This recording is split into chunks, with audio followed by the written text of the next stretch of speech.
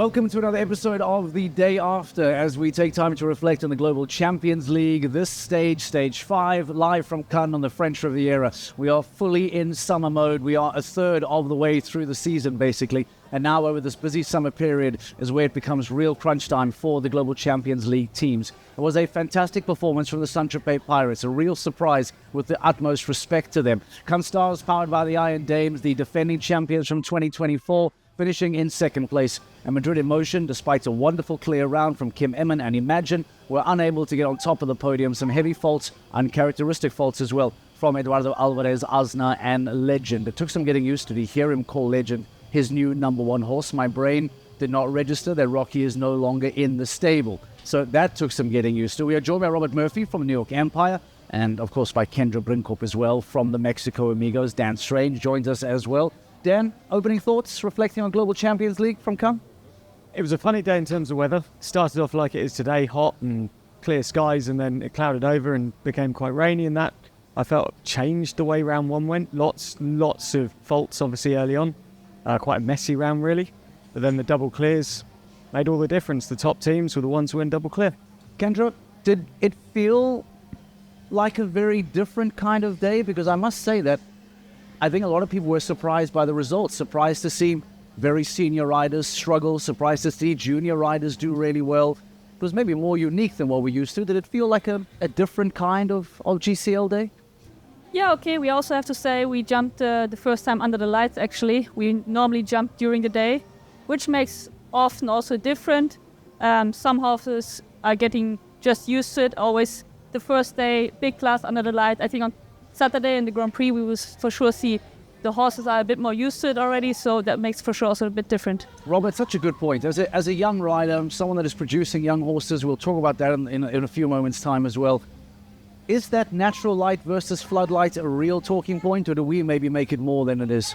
No, I think it does change things a lot. You see some shows that they'll jump one round under daylight and then the second round will be in the evening, and results can be totally different from horse to horse, and it plays a really big part. Do the horses get spooky by the shadows? I mean, try and help us understand what makes it so challenging then. Yeah, I think so. It depends a bit on the material of the fences as well, but it makes things quite bold and brighter under the lights, and the shadows, depending on how good the lights are, can play a part as well, yeah. And then to do that with Eagle, who, if I'm not mistaken, had never jumped a 160 class, is that correct? It's his second one. Was second 160 class. To come to a tight ring like this under lights.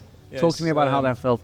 Yeah, it's I've been riding him now for a while, and we've been slowly stepping up. I think it was his first time under lights as well, but he's always been very brave. He's jumped in quite big, bold arenas, so I expected him to handle it quite well.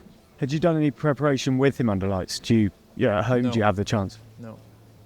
Is there an opportunity to do that? I mean, is there somewhere that you can or should try and get to, some indoor arena shows to try and help give the horses that experience? Or? Yeah, I think he's jumped a lot indoors already, but I think there are places he can train under lights. But we felt like it wasn't super necessary for him to do it, so we just stuck to our usual routine with him, and it worked well. Enrico's only 11 as well, is that correct? Also still quite a young horse too. Yeah, exactly. I had luckily the chance already to jump in Doha under the lights. So I was very happy with his performance, of course, yesterday. I must say also, like for us riders, it makes sometimes a little bit different because you walk the course and everything is super bright, like the poles are actually shining. So I'm not saying you're getting blind, but it's definitely also for our eyes something different than daylight.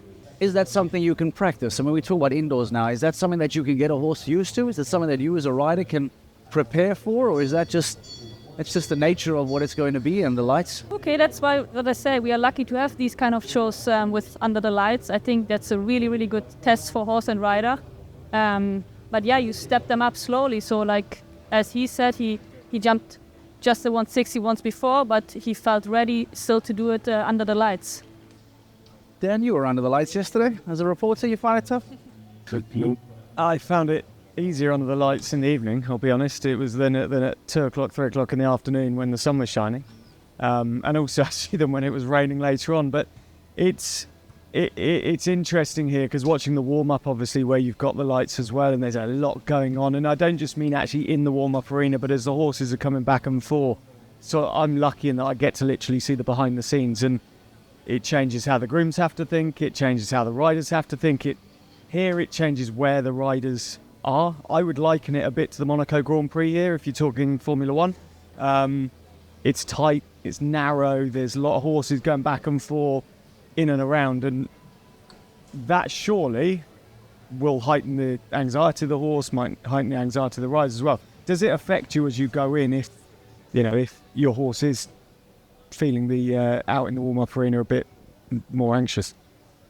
Well, you feel it already a little bit in the warm-up, like some shadows are coming up and like your horse is reacting a little bit more on stuff going around. But that's also super because we have already a warm-up, we can already give them some time. So I guess everybody goes a little bit early on the horse, that it just gets used to that light.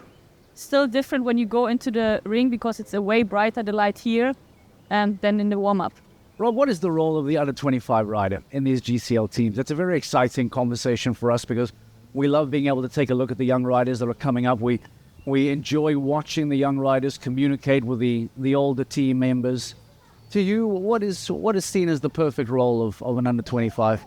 I just want to play a good part as a team member. Really, I want to be a person they can rely on to have good results. I don't want to be seen as the person that they sort of gift me a chance to jump here and be privileged to jump here.